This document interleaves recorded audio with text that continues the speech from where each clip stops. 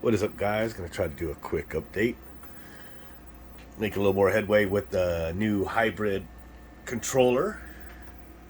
Got it kind of set up with some variable inputs just to simulate different thermistors. There's 6 of them on this. Got 2 stepper motors just to represent the indoor and the outdoor expansion valves. And this is just switches for the 2 inputs, the water heater and the inside thermostat that will go in. And there's really 4 variables that decide modes. You have the call for the water heater and the call for the indoor cooling, but at the same time, like if it's calling for the water heater, it's going to look and see what the space temp is, and if it's not below a low temperature cutoff, it's going to go ahead and cool the space as well. Just since it's using the same electricity, might as well cool down the space a little extra from what the thermostat was, just down to a certain point, where I don't want it to get too cold. And then vice versa, whenever it needs to cool the space, if the water heater's below a high temperature cutoff, it'll go ahead and always reject heat into the water. It'll heat the water heater extra above the water heater's normal thermostat set point. But, again, if you use some energy to cool the room, that same compressor is going to be heating the water. So you want to heat up the water as much as possible. And I think I showed this kind of before. This is the idea. So you have your 2 thermostat inputs, a thermostat for the high wall and the thermostat for the water heater. And so, like the normal temperature set point, I say 130, even though lately I changed it to 135. And the high limit would be like 150. That might turn out to be too hot, we'll see, but that's just kind of where I'm just setting it for right now. And then on the high wall, there'll be a sensor just in the space, and then I'll probably set the low limit for 70 or 72, something like that. That way it's never uncomfortably cold if I come out here, because it overcooled when especially this time of year, right? But the funny thing is I can't, like today, I have to this is December, and I'm freaking gotta run a fan to keep this room cool without having the AC on. And earlier today, actually, I had to open the garage just a little bit. It was just kind of warm, so this room does generate enough heat just to kind of keep it from getting too cold, so it's never going to need heat out here. So anyway, back to here. So I've kind of designed it with 4 modes so far, subject to change, but mode 0 is just standby. Mode 1 is water heater only, and that's going to use, when it's in that mode, it's going to run that pump, recirculating pump, and it's going to use the outdoor expansion valve, basically heat pump, water heater mode, where it just uses the outdoor evaporator and runs the pump so it rejects the heat in the water heater. Mode 2 is hybrid, I call it. Using the one compressor, it's going to be running the pump so it rejects the heat in the water heater, and it's going to use the indoor expansion valve so that, it's cooling with that high wall. Mode 3 is AC only, so it's just not going to run the pump, and it's going to use the indoor expansion valve. Mode 4 will be defrost. It might work with just air only and the fan running out there, because we don't get too cold here, but who knows, we'll see. I can always add some sort of hot gas, injection or something if I have to. But I don't know, ever since I kind of recalibrated some stuff on this thing hasn't froze up again, and it even rained the other night. It didn't freeze up, so that's cool. So here's how I have it. So basically, let's get this to where it kind of starts over here. Here it is, Frankenstein with an HF sideways logo I made and programmed into the liquid crystal display there. It kind of goes through and reads all your thermistors and then displays them. So there's your the first thing, and then it's reading thermistors. It's just an animation I put. It doesn't even have to be there. You can do it in a blink and already take all the readings. But this is also what kind of slows down the other operations by having it go through these different screen modes here. And then I have water heater switch and the AC switch. And so turn the AC on. It's going to see that. It's going to see that the mode changes. Mode 2 hybrid. The reason it's saying hybrid, and it's now switching hybrid, is because water heater set point must be below. Watch this, we'll see it again. It's doing the delay, and it's going to start the compressor. Compressor came on, pump came on. Let's see. That's outdoor fan. Oh, indoor fan, compressor, pump. Yeah, these are just LEDs hooked up to the outputs. So it's going to go through a delays running the expansion valve thing, and so See the temperatures, yeah, space 69 and water heater 66. If the water heater would have been above the high limit, it wouldn't run the pump. And that's the only difference between hybrid and cooling only. It really is just not running the pump. So if I just switch this thermistor, crank it way up, it's going to see that. And it's going to switch. So now water heater's at 146. Oh, need to turn up a little more. Or maybe that's enough. Yeah, because I think I set the... Yeah. Hybrid AC. So it's switching over. And that's all it needed to do, was just see it stopped the pump. So it's only doing AC now. AC only. So it's running indoor fan, compressor, outdoor fan. And the outdoor fan's has an algorithm also to adjust, what do you want to call it, a function. So I have the function for EXV right here, lowering the superheat, and then I have one for the outdoor fan motor. So pretty simple. EXP position 72, and it said it was opening to lower the superheat, and it's determining that from indoor expansion valve versus suction.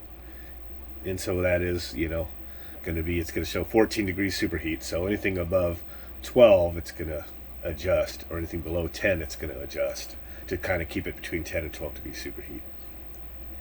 So it just keeps stepping. It just stepped it right there. It's going to step this expansion valve. Now, of course, you're not going to see any correction because there's no thermistors changing, from refrigeration flow or anything right now. I have to manually move them, but that just kind of shows how they work. So right now we're in AC only, and let's say, like I said, that let's say the water heater does kick on. It's going to see that as an input also, and it'll go back to that hybrid mode.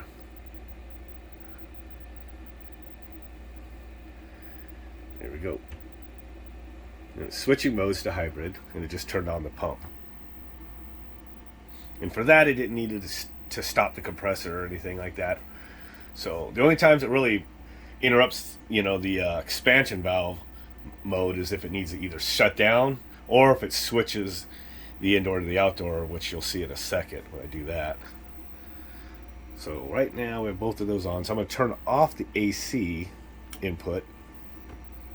And depending on where I have the space temperature, I think I have the space temperature really cold, so it's going to switch back. It's going to switch to heat pump only now, or for the water heater. See, water heater only. Now it is going to switch expansion valve, so it's going to switch to water heater. Now it has to do an EXV switch over, so it's opening the outdoor one while it's closing the indoor one, and it only takes a few seconds to do it. And it just puts the other one at the position the one expansion valve was at, and then it's going to adjust from there. And whenever it switches expansion valve or starts up, it ignores the adjustment for a few seconds to get the refrigerant lines a few minutes to get the temperatures to stabilize and take some accurate readings. So at this point, it should be skipping it. I only put a couple skips in there for right now, but I'll add more, once I'm done testing. So now it's countdown, it's down to 3. But I'll have a higher countdown timer once it's actually implemented to get a little longer time to balance out before it starts adjusting. And of course, see, it says not adjusting, and my fan just runs to high speed. I just put 140 for my pulse width modulation, so LED's pretty bright right there. So, and then so the space temperature is nice and cold, I believe, which is why it's in water heater only. Yeah, space 71, so if I just turn up just a little bit, I think I'm at for 72 or something. A little bit will probably adjust it enough there. It'll switch modes again. Reading the thermistors. There we go, space 85. It's now going to hybrid mode. And hybrid mode is going to bring on the indoor fan again, and because it's going to turn on the inside unit. Yeah, right after it does the expansion valve switch. And there you go, fan is now on, so that fan would be on high speed. And it will run. So it's going to be pretty awesome.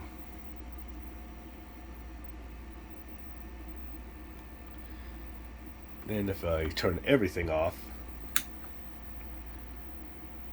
it'll go to a standby mode.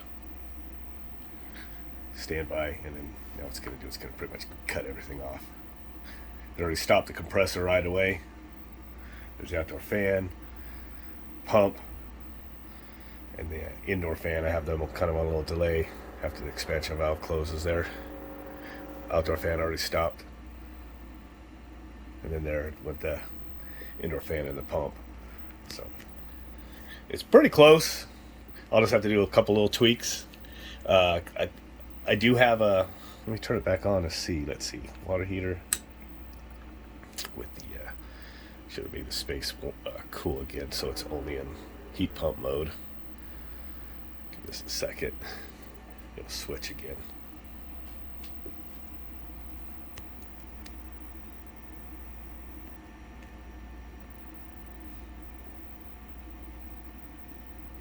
Space is 44. It definitely is going to say fuck that. You know, it's going to go to mode 1.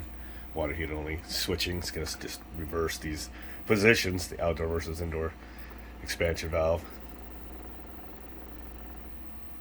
And then which one is it? I have my outdoor coil, which is for the liquid line temp.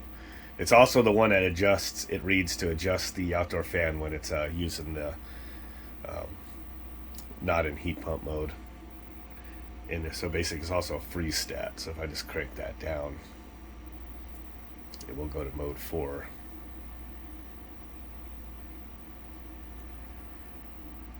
Of course, it has to take the readings first.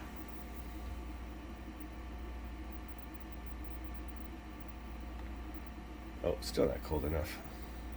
A little more.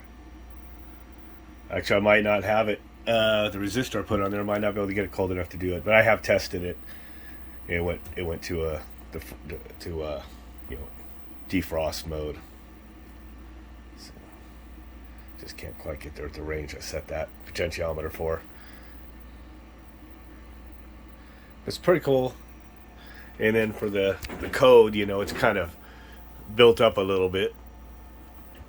Let's see, get this focused in. So basically, I have my main little short subroutine after the initialization and everything, so just my continuous loop is here, but then I have my functions up above my subroutine. So thermistor read always jumps up to thermistor read, which is right here. Well, that's 128 lines of code.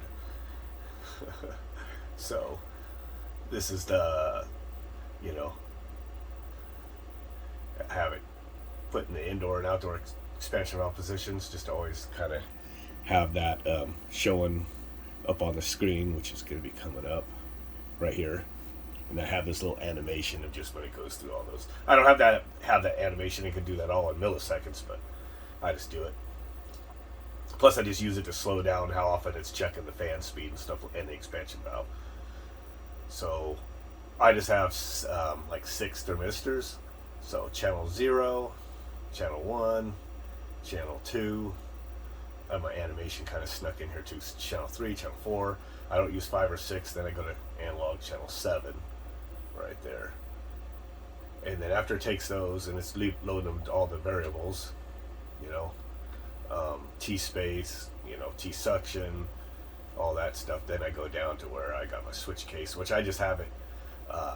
This is just how I have it printing on the screen, and I have my basically putting the water heater space in the outdoor coil on the top, and then on the second row I have it putting the values for those, and then on the third row I have it saying EV1, EV2, and then suction, and then I have those 3 values printed under there in those positions, and then that is how it prints out, like right here on the screen right there, just so I can look at it and see all those thermistors on one thing. Actually, outdoor coil was 13 degrees. Was I looking at the wrong one? What mode was I in? I thought I had the defrost programmed in there. But if I'm in heat pump mode. Yeah, so I'll have to check that.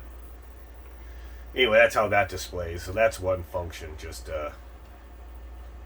reading all the thermistors. So starting to get a lot more confident with the C code than I was. So I have my oh, I just turned it off. All these other ones, you have the I guess go to the determine mode. So when it first goes through here, it reads the thermistors, which you just saw, and then it's going to come back here, and this is my main display, Frankenstein, and then I've got my custom character. It's going to send, that's with some subroutines, and then just says the heat pump, water heater control, the just my version, and then it's going to go to display my supply fan is on or off. I kind of added that as an afterthought, kind of over there on the end of the third row, right there. Just kind of wanted to know it was on and off. And then it's going to go to my determine mode, and there's some magic in this. Had to come up with some stuff, and that's how, it's going to basically go through, and it's going to look at the two thermostats and the sensors, different what mode it's going to be in. And then, so the first half of this is just determining what mode you're going to be in, right? So it's like if the water heater stat is 0 and the air handler stat is 0, which is off, right? Logical zeros. Well, it's going to be in standby mode. If the water heater stat's on, but the air handler stat's not on, but the temperature is less than 72, well, that's going to be water heater only, basically heat pump mode. If the water heater stat's on, the air handler starts off still, but this time the temperature in the space is over 72. Well, it's going to go ahead and go to hybrid mode. It's going to go ahead and cool off the room because it's not below my low cutoff, which is that, right? And then the next variable is that the water heater stat is off, but the air handler stat is on, but the water heater is over 140. Well, it's going to be an AC only mode because it's got a call for cool, but the water heater, is above that high limit. If let's see where the other one is.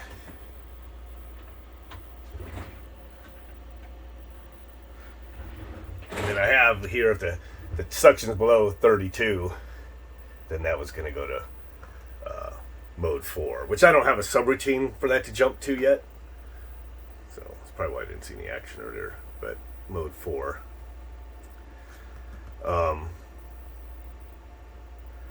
Seems like I'm missing something, but maybe not. Oh, I had a brain fart. I knew there was more than one condition that would make it go into hybrid mode, and this is what it is. It's all condensed in this one line for the hybrid mode. It's if the water heater is on, but the indoor stat is off, and the temperature is above 72, then it was going to go to hybrid mode. Or if the water heater's on and the indoor unit's on, that's also a call for mode 2 hybrid. Same thing. It's going to use the indoor and outdoor at the same time. Or if the water heater's off, in this case, the air handler stat's on, but the water is below 140, that's also a call for hybrid because it isn't above the high limit for the water, and I'm going to go ahead and reject heat into the water heater anytime I'm going to cool the space. So that was the one I missed. So there was 3 different combinations of variables that can bring on a mode 2. And that's just how that works. So that's just how it decides what mode it's in. Now, here, is how it's going to decide what to do when it changes modes. So if the mode doesn't equal the mode previous, then that's when it said mode switch, and then it's going to decide what to do. And then it goes on with these things, what conditions there was.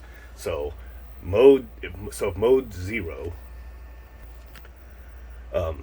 and mode previous is greater than 0, basically meaning it wasn't in standby.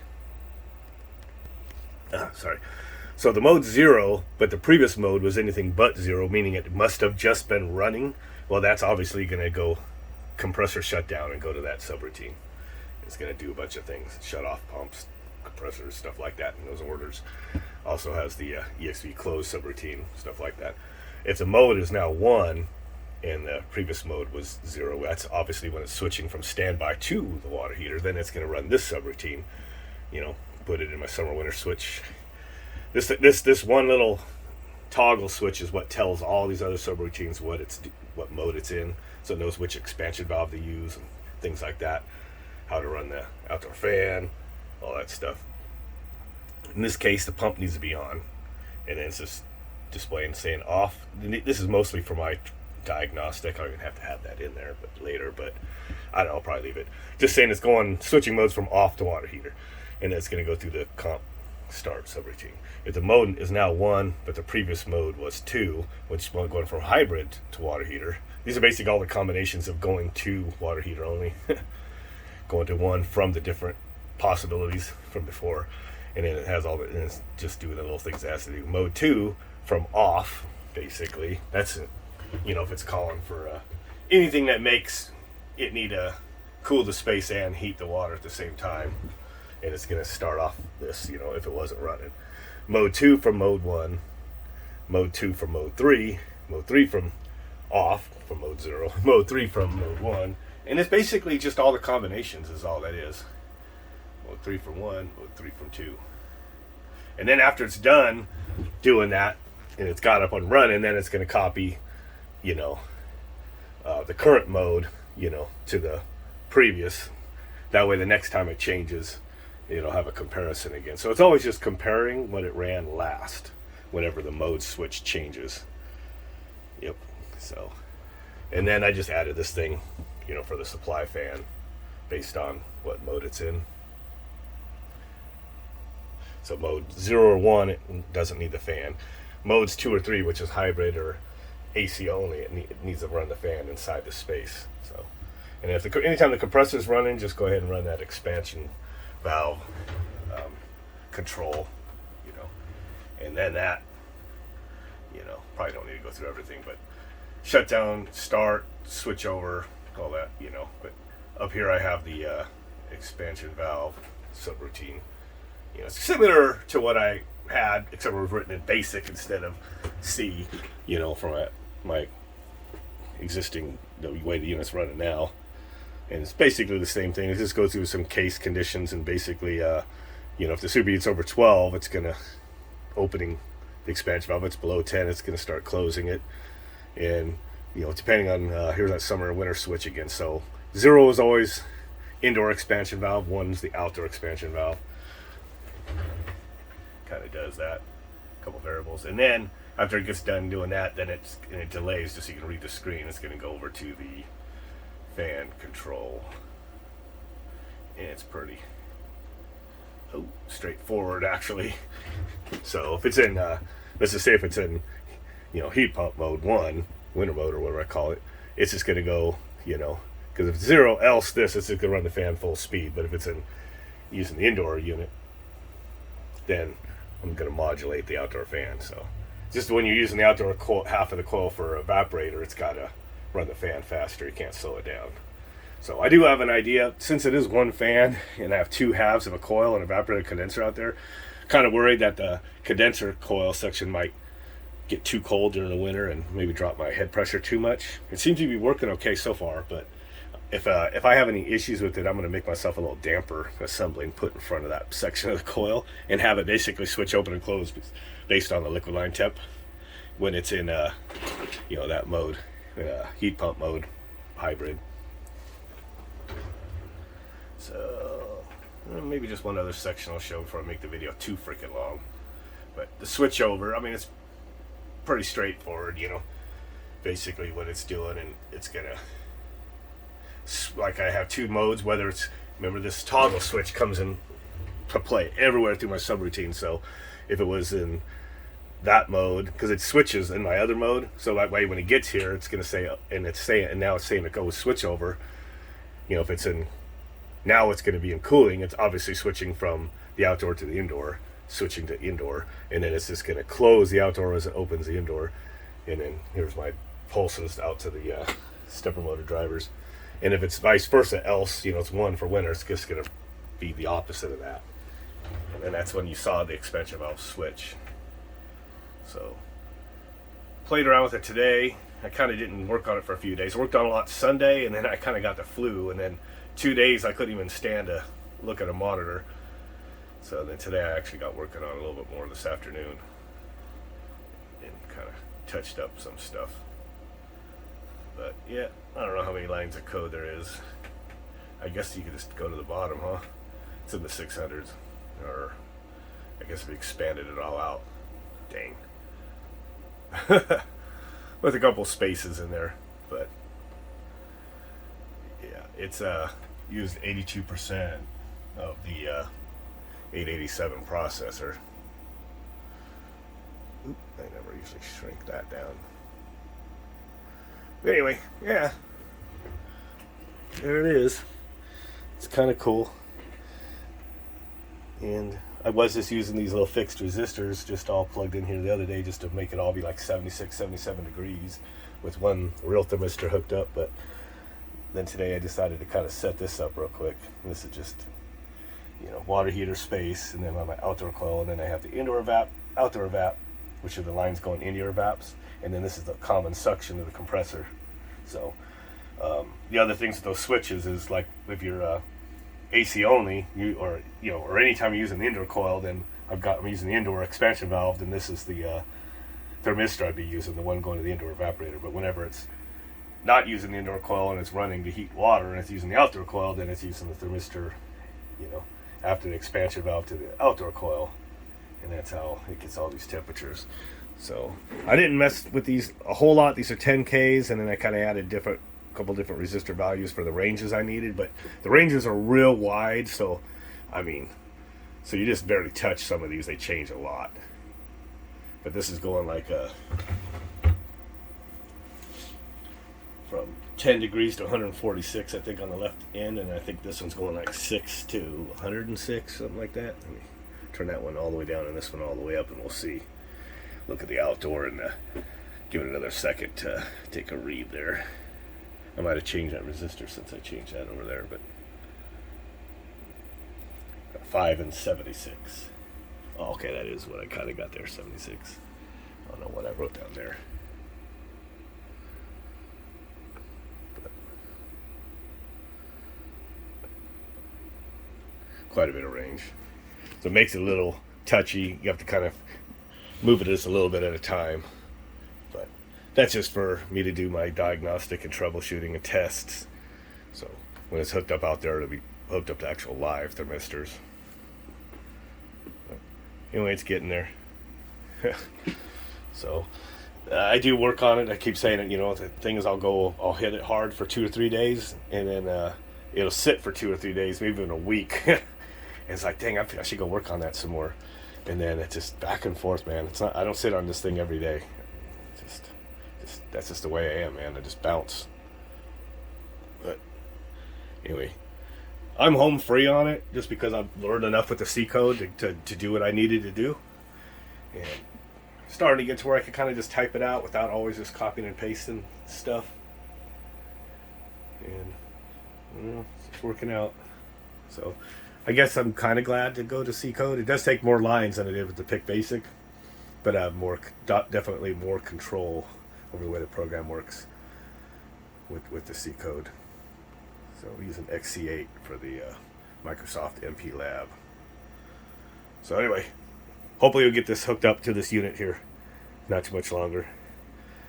And I have a couple extra spare sockets on this chip compared to these little freaking other chips I used to use. So at least now I have more inputs and outputs if I need to add something, which I already had to do. I had to add this one here for my I go, oh yeah, I need to switch the indoor fan on if this thing's going to override the thermostat, right? I got to send an output to say turn the fan on. So, and I had that there because I have quite a few spares. That was a spare. That's what I did. It's a set ply fan. Oops, cut that off. So that's a spare. These are spares. I think that's a spare. That's a spare. There's quite a few spares actually, and then these are all just net connections. These connected to here. These are my connections, which are all these cables that I laid out.